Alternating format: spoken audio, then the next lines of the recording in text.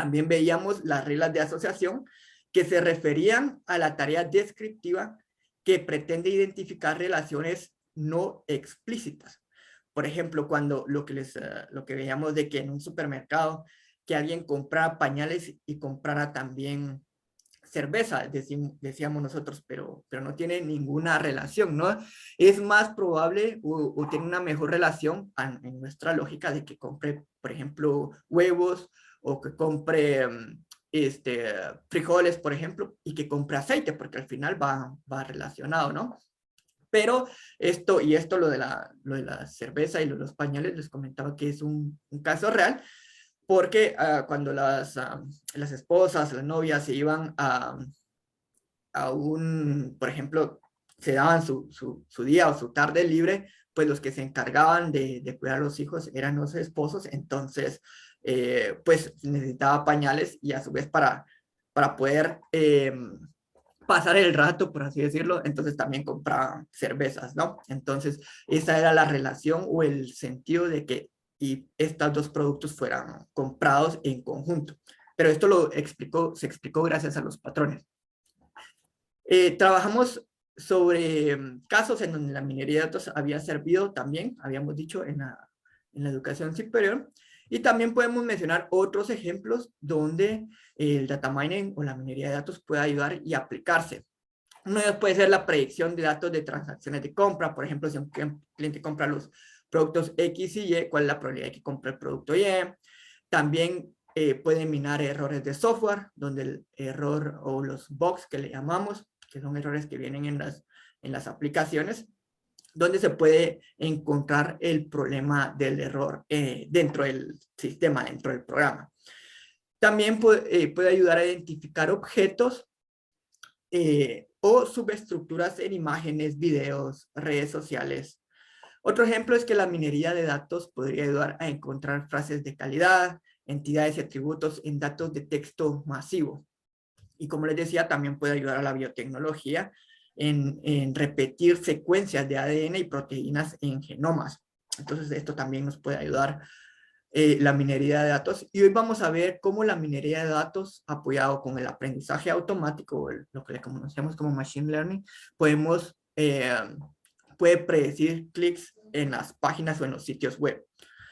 Las aplicaciones o la aplicación que vamos a ver a continuación son elegidas intencionalmente. Esto por ser pequeñas, por llamarle de una forma o de una manera de juguete, pero siempre son aplicaciones de campo de la vida real. Porque cuando estemos trabajando en algoritmos vamos a regresar a este ejemplo en particular.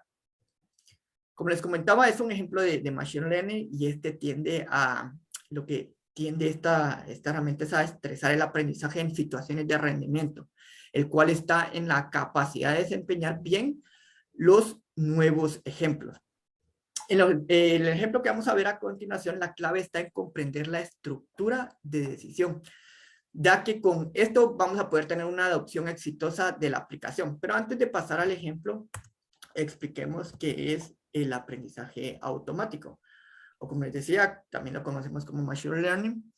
Y anteriormente acabamos de definir la minería de datos como el proceso de descubrir patrones de forma automática o semiautomática. Esto en grandes volúmenes de información, en grandes cantidades de datos. Y estos patrones mencionamos que deben de ser útiles, ¿no? Deben de servir. Ahora, una definición se puede formular de la misma manera para el aprendizaje automático. Y es que las cosas aprenden cuando cambian su comportamiento de una manera que les permita desempeñarse mejor en el futuro. Esto vincula el aprendizaje con el desempeño más que con el conocimiento. Se puede probar el aprendizaje observando el comportamiento actual y comparando estos resultados con el comportamiento pasado. Entonces, la idea de acá es poder venir y ver cuáles son los nuevos resultados que nos está lanzando y comparándolos con los que obtuvimos anteriormente. Este ejemplo es muy interesante y es sobre los sitios web o las páginas web. Todos sabemos que la explotación de información en la web es un área de crecimiento exponencial. Y es que ha hecho que las empresas de buscadores, cuando hablamos de buscadores, hablamos de Google, Bing, Yahoo, Ask.com, todos estos sitios donde podemos venir y hacer consultas en general, ¿no? Y lo que han examinado estos motores de búsqueda o estas empresas de buscadores son los hipervínculos en las páginas web para darles una etiqueta de prestigioso o no a la página web, no solo a la página web, sino que también al que está consultando, al examinador, ¿no? Ahora, ¿a qué le llamamos prestigioso? Pues el diccionario lo define algo como alta posición lograda a través del éxito o la influencia. Entonces, estos buscadores o estos motores de búsquedas utilizan una métrica llamada PageRank. Este rango de página o PageRank está o fue introducido por los fundadores de Google, Larry Page y Brin. Y los otros sitios, la competencia les gustó y también lo utilizaron, lo acuñaron para poder venir y mejorar no solamente sus búsquedas, sino que también clasificar o poner en un rango al examinador, a la persona que está consultando. Y el objetivo de este PageRank es el de intentar medir la posición de una página web. Prácticamente eso es todo su objetivo.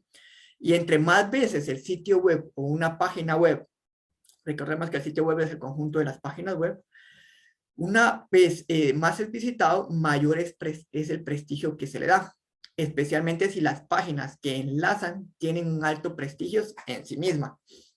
En otras palabras, va subiendo en el orden de escala del indicador, de este indicador que acabamos de hablar, que es el PageRank. Esto con el objetivo de mostrarles los resultados en el navegador. Por un lado, esto lo hacen los motores de búsqueda. Ahora veamos cómo entra aquí el aprendizaje automático en este tema. Y otra forma más eficiente de hacer este trabajo es de colocar un rango en las páginas web, aparte de utilizar este rango de las páginas web, es utilizar Machine Learning y es creando un conjunto de entrenamiento de consultas de ejemplo o example queries, como se le conocen en las lecturas o en los libros. El cual, esta consulta de ejemplo son documentos que contienen los términos de la consulta y los juicios humanos acerca de qué tan relevantes son los documentos en las consultas realizadas en el navegador. Luego, el algoritmo, a partir de esto, aprende o analiza estos datos de entrenamiento y lanza una predicción de relevancia para cualquier documento o consulta. Antes de, por ejemplo, utilizar el aprendizaje automático, las páginas web, como les comentaba, utilizaban este rango y pues prácticamente se iba mostrando cuál era el primer link, el segundo, el tercero que iba apareciendo en la página web. Por ejemplo, si la página web alcanzaba 2 millones de visitas en los últimos 12 meses, es decir, durante ese rango de un año tenía 12 millones de visitas, ahora con pues esta página, por tener el número alto de visitas, pues era el que aparecía primero. Pero ahora con el aprendizaje automático, si por ejemplo este sitio web que tiene 2 millones de visitas en 12 meses, viene un nuevo sitio web y en un solo día alcanza, por ejemplo, las 50,000 visitas, entonces, si utilizáramos solo este PageRank, las 50,000 visitas comparadas con las 12 millones, pues prácticamente seguiría estando por debajo, ¿no? Por debajo de aquellas que tienen mayor a 50,000 visitas. Pero lo que hace el aprendizaje automático es venir y decir, bueno, ¿cuántas visitas alcanzó este en un día? Si sigue con esta tendencia, lo más probable es que en los 12 meses, pues va a superar por mucho a estos 2 millones de visitas. Entonces, ya no lo cataloga como que un sitio que va a estar de último en este ranqueo, en este rango, sino que ya la va colocando en las primeras posiciones. Y dependiendo si así sigue un día tras otro, o en lugar de seguir 50,000 visitas diarias, va incrementando a 60,000, 100,000, entonces esto ya en cuestión de días ya va a aparecer como primera posición en la búsqueda. Es decir, cada vez que nosotros buscamos en Google algún sitio, pues nos aparecen allí las páginas y regularmente nosotros ya ni siquiera buscamos la segunda página, ¿no? Nos quedamos en la primera página de eso que estamos consultando. Si queremos buscar, no sé, aprendizaje automático, ya no nos vamos a la segunda página, sino que en los primeros 10 resultados que nos lanza Google, nosotros ya prácticamente encontramos toda la información. Pero si un sitio web, alguien ha lanzado una mejor información o información de actualidad, y este va teniendo muchas visitas, mucha interacción, entonces ya no va a aparecer en la página 2, sino que va a aparecer en la página 1 sin necesidad de que pase meses o semanas así. Entonces, esto es lo que ha ayudado el aprendizaje automático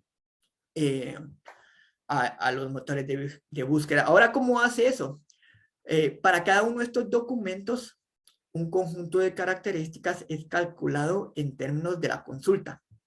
Ejemplo de este conjunto de características son si aparecen en las etiquetas de los títulos o si aparecen en la URL de los documentos o qué tan frecuente ocurre en el mismo documento o qué tan frecuente aparece en el hipervínculo que apunta al documento. Todos estos son características.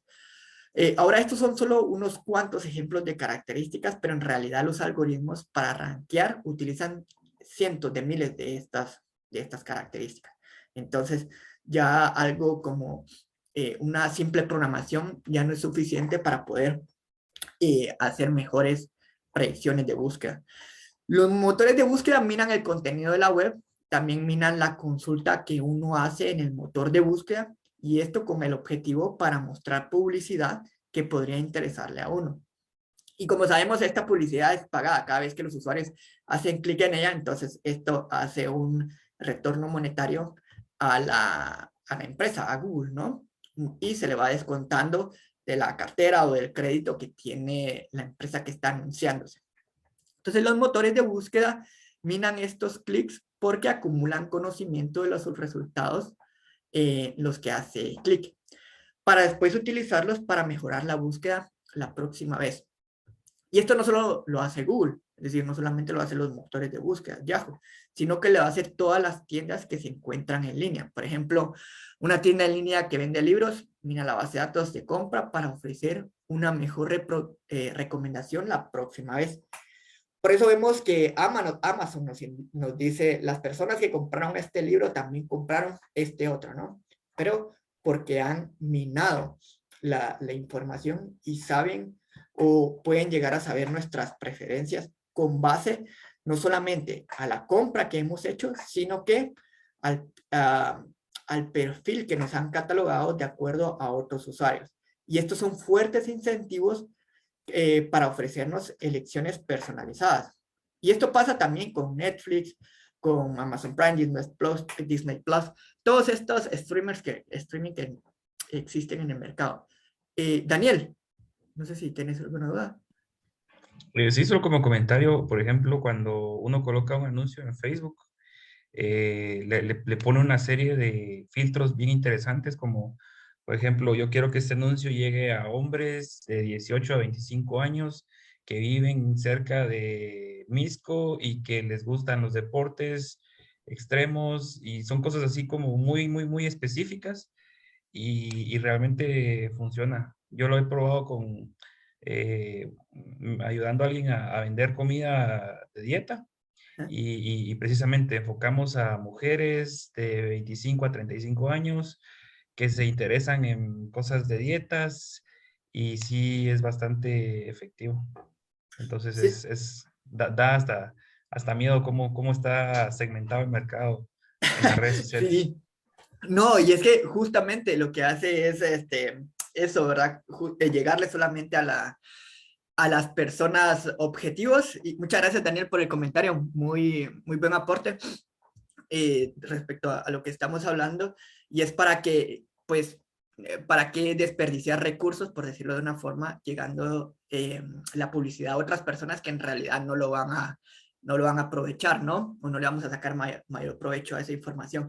No sé si ustedes alguna vez, hablando de Facebook, y ahorita que Daniel tocó este tema, vieron que en una noticia salió que Facebook como que tal vez estaban haciendo algún mantenimiento, creo yo, y las fotos en algún momento les colocó la descripción. Entonces, por ejemplo, aparecía la foto de una persona en la playa, por ejemplo, y entonces, como les digo, fue un error de ellos y aparecía la descripción diciendo persona que está sonriendo en la playa, ¿no? Sol. Este, y le colocaba ciertos tags, ciertas características a las imágenes. Entonces, no solamente es esta información que nosotros vayamos colocando, sino que también pueden leer las imágenes para poder venir a encontrar patrones, que es justamente lo que estamos hablando. Pero es interesante todo este tema. Y también no solamente pasa con Facebook, con Instagram, sino que también pasa como les decía, con Netflix, estas herramientas en donde, de acuerdo a las películas o búsqueda de películas que hacemos, nos recomienda eh, cuáles series se encuentran en estos sitios de streaming de acuerdo con nuestras preferencias o la preferencia de los demás usuarios. Y tratan de hacer buenas recomendaciones para que nosotros podamos continuar o volver la próxima vez. Entonces tratan de engancharnos para que nosotros sigamos utilizando el producto, ¿no? Abdel, por favor. Gracias, ingeniero. Solo como detalle también, hablando de Netflix, hace un par de semanas me di cuenta, estaba leyendo un artículo sobre Netflix y un tema que me interesa mucho a mí es sobre los idiomas y Netflix estaba viendo que ellos están están empezando a implementar AI o Machine Learning para poder traducir de mejor manera los títulos y también su contenido que tienen en línea. Entonces me parece interesante porque, o sea, están identificando cuáles son las palabras que más se utilizan al final de cuentas en el lenguaje normal y ya no está requiriendo de tanta manera de gente traduciendo personas, ¿verdad? Al final de cuentas, sino que va a ser una inteligencia artificial identificando las palabras más comúnmente utilizadas en español, en inglés o el idioma que quieran traducir a través de Machine Learning. Entonces, me parece súper interesante en ese caso y cómo lo están utilizando ellos, ¿verdad? Muchas gracias, Abdel. Gracias por el comentario. Efectivamente, y estos algoritmos de inteligencia artificial, de Machine Learning, sí, sí son algoritmos muy complejos que al final acá las empresas lo que tratan es de ir optimizando o de ir creando mejores algoritmos para poder ir haciendo mejores recomendaciones y ganarles a sus competidores, ¿no? Entonces, acá es más un tema de análisis, de ver cómo está el negocio, hacia dónde va y con base a eso poder crear modelos para poder predecir la información. Vamos a ver en un ejemplo sobre las reglas de asociación. Y la idea de este curso, porque como su nombre lo dice, es introducción a, es poder sembrar o poner esos cimientos de las bases para cómo funciona la inteligencia artificial, cómo funciona Machine Learning, para que con base a todo esto que ustedes aprendan en este curso ya puedan hacer o puedan utilizar modelos mucho más complejos y que mejor le puedan ayudar ya sea al negocio que están trabajando o si tienen algún emprendimiento, como le decía Daniel, de que pudieran utilizar herramientas y crear estos modelos, ¿no? Entonces, no solamente valerse de Facebook, que es muy bueno, pues, es recomendable y hay que hacerlo, pero todos esos datos de nuestros clientes, nosotros podemos crear nuestros modelos, nuestros algoritmos y poder encontrar patrones para poder identificar mejor a nuestros usuarios o nuestros clientes. Muchas gracias, Abdel. ¿Y qué pasa con las redes sociales? Bueno, saben más de nosotros que nosotros mismos, ¿no? Y vivimos en lo que le llamamos la era de la autorrevelación. Y es que compartimos todo tipo de información. No solo comentarios en los blogs, Twitter, Facebook, sino que también fotografías en los muros, nuestros gustos por la música o las películas, opiniones sobre libros, series, software, dispositivos, hoteles. Siempre estamos haciendo opiniones prácticamente sobre todo, ¿no? En otras palabras, toda nuestra vida social. La otra vez, eh, justamente estaba haciendo una búsqueda creo que era en YouTube, por ejemplo, y cuando me metí a Instagram, me aparecía la información que había buscado en YouTube, ¿no? Entonces, todo esto las empresas van minando toda esta información y es lo que se hacen acá en los sitios web. Y lo peor es que no hemos aprendido que según nosotros lo podemos hacer de forma anónima o con un seudónimo, pero la verdad es que la mayoría de las veces no es cierto, ¿no? Es decir, ellos, aunque utilicemos en Twitter un seudónimo, algún nombre que no nos identifique supuestamente, pero ellos pueden llegar a identificarnos la mayor parte de las veces. Acá solamente si utilizamos ya herramientas más especializadas, existe una que se llama Tor, pero esta ya es pues es otro tema, ¿no? Entonces ahí tal vez podríamos pasar desapercibidos o de forma anónima, pero mientras utilizamos los sitios web, nuestras redes sociales, pues ellos van vinculando nuestra información. Y por ejemplo, lo hemos visto en YouTube, ¿no? Que no sé si